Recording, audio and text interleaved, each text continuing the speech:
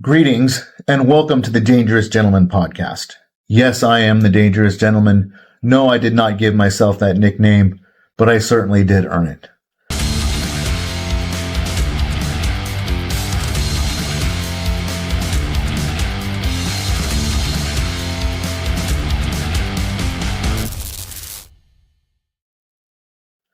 Today we're going to zoom out a bit. But before we do that, I'd like to encourage you to give the video a thumbs up, comment on it, share it, spread the algorithm, get the word out there. So over the course of the last several months, I've told a bunch of stories where I zoomed in on a lot of details and I kind of got into the granular stuff. I looked at the trees. Well, today we're going to back up and we're going to look at the forest. We're going to look at a large range of events. But we're just going to get the big picture because that's important. That's the powerful part. The details are interesting, but the powerful part is the start and the finish. We're not going to go all the way back. We're going to go back 10 years to April 8th of 2014. I was living the American dream. I had a beautiful wife. I had 3 young children. We lived in a brand new house in a gated community. We had 2 cars in the garage. I had a job where I was making $80,000+ a year back when that really meant something. We were part of a vibrant church. We had great friends. We got along great with our family. April 9th, I got up and I went to work. Thought everything was great. There was some stuff brewing under the surface before that, but April 9th, I got up, and by the end of that day, it had all started crashing. One day I'll tell the story of what I call probably the worst day of my life. But by the end, my wife was in jail and my kids were with my mom, and things really started to unravel. All of those weaknesses that I thought I was covering up with that American dream, all of those weaknesses just came sprinting to the forefront. And over the course of the next 2 years, it all fell apart. I lost literally everything. I was using prescription drugs. I was using marijuana. I was using alcohol. I was using hard drugs. I was using just about anything and everything I could get my hands on in order to cope with the pain. I was broke. I lost my job. Lost my wife. She was making just as bad, if not worse, choices than me. So that was the summer of 2016. I've talked about that quite a bit. Got me to the place where I got away. I went down to Colorado to try to get my head straight. I still didn't understand what it all meant. I didn't know what it meant to be clean and sober. I thought that meant that if I stopped using hard drugs, that was okay, that was enough. But I was still sneaking all that stuff in. And got back to Spokane after a couple months in Colorado. I was homeless again, still, and I ended up going to live in a recovery house for a couple of months, and was working a really terrible job that I wasn't very good at. Then in December of that year, by the grace of God, I had a man who was willing to give me another try. He didn't know everything that had happened, but he knew some, and he was willing to hire me, not just in a chiropractic job, but to open up a new clinic for him. And that's how I ended up in Yakima. It's a pretty remarkable story how that happened. So there I was in Yakima, January 5th of 2017. That's the day before I left Spokane was the last time I used drugs. I happened to be packing up to leave and I found a joint in my stuff. Wasn't supposed to have it. Didn't even realize I had it, but I found it and I was like, who gives a shit? I smoked one last joint. Packed up my stuff. The next morning I got on a bus where everything I owned fit in 2 suitcases in a backpack. And I actually have an episode called 2 Suitcases. That's what that episode is about. It's about that story. And so then I ended up here in Yakima. That man who gave me the job also had enough faith in me to co-sign for my apartment. And so here I was. I didn't know a soul. I didn't know what the next week was going to look like. All I knew was what was right in front of me. And there's a saying in recovery called do the next right thing. And that's all I could think of. I had burned all the bridges with my family. No one in my family trusted me. None of my friends trusted me anymore, and for good reason. I had put them all through hell to end up where I was. I don't blame any of them for leaving me behind, or not leaving me behind. I don't blame any of them for what they did, the decisions that they made. I put them in that position. Members of my family literally told me that the only reason that they would see me was because I had court-mandated visits with my children. Other than that, they didn't want any contact with me. Even my mom didn't trust me anymore. And so here I was in Yakima, trying to start over, trying to just do the next right thing.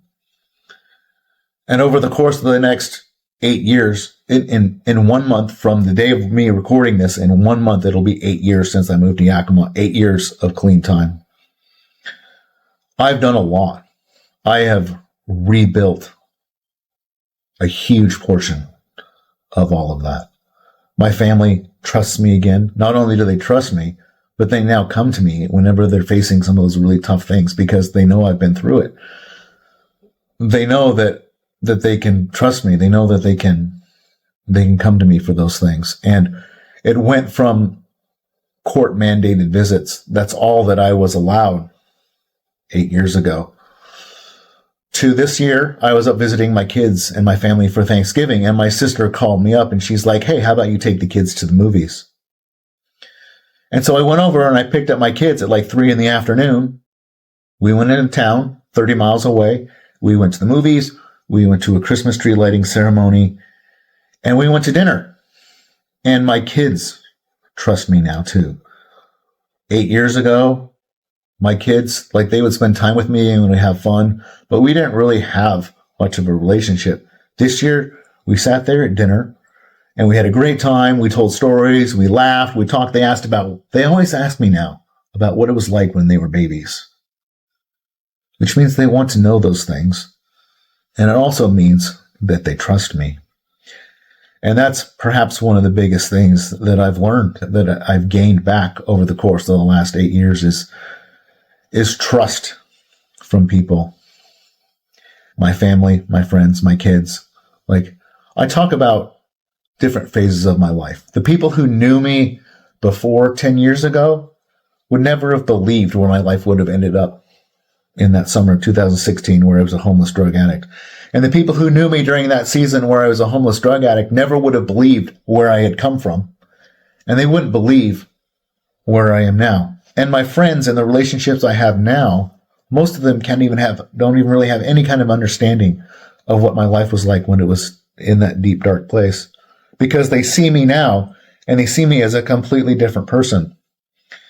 And yes, they've seen me transform, and yes, they've seen me make good choices, and they've seen me change things about myself, but they don't really know how far down that hole I was.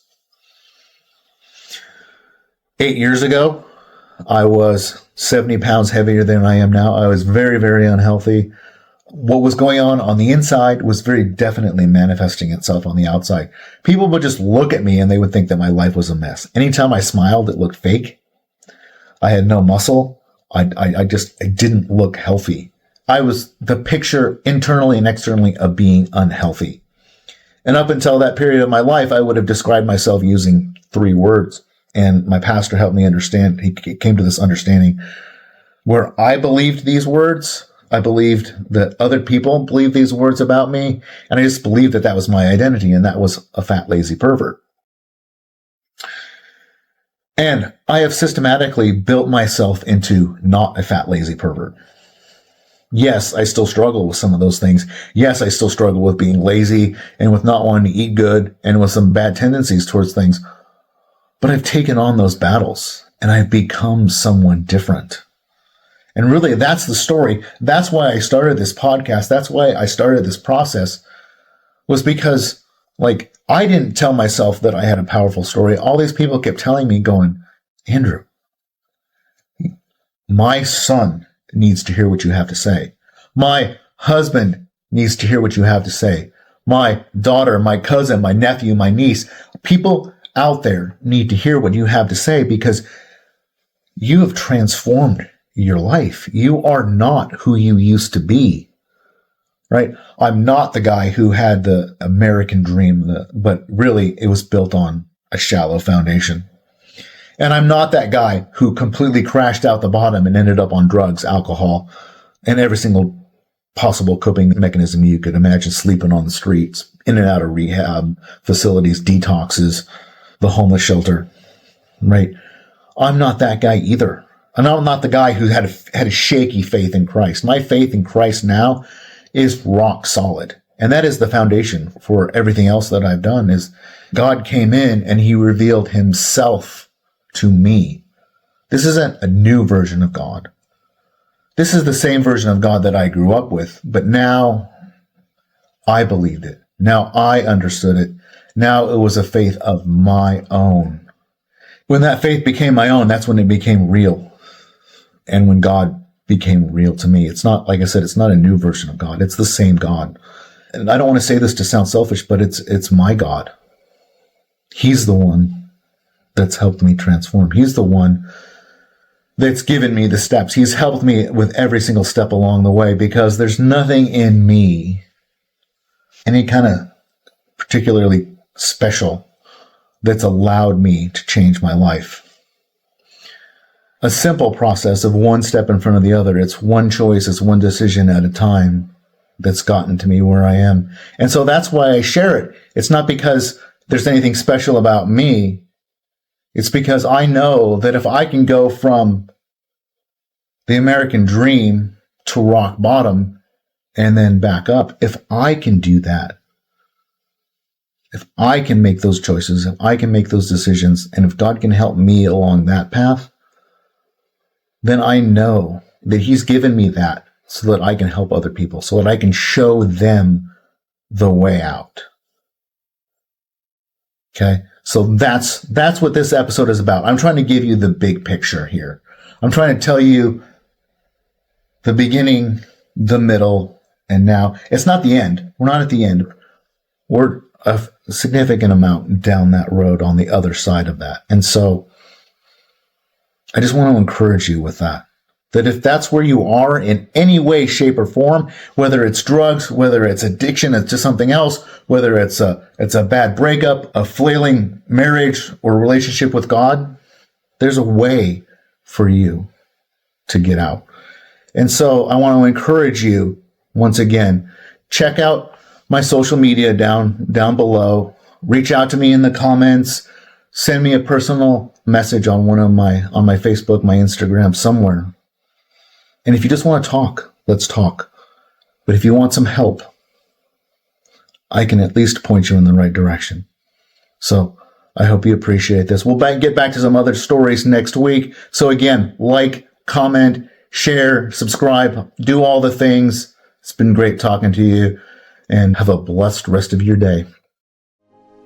So if you like this content, please give it a rating, a review, and share it with your friends. Also, if you'd like to learn a little bit more about me and what I'm all about and what I can maybe do for you, check out my website at thedangerousgentleman.org. That's thedangerousgentleman.org. Thank you for listening.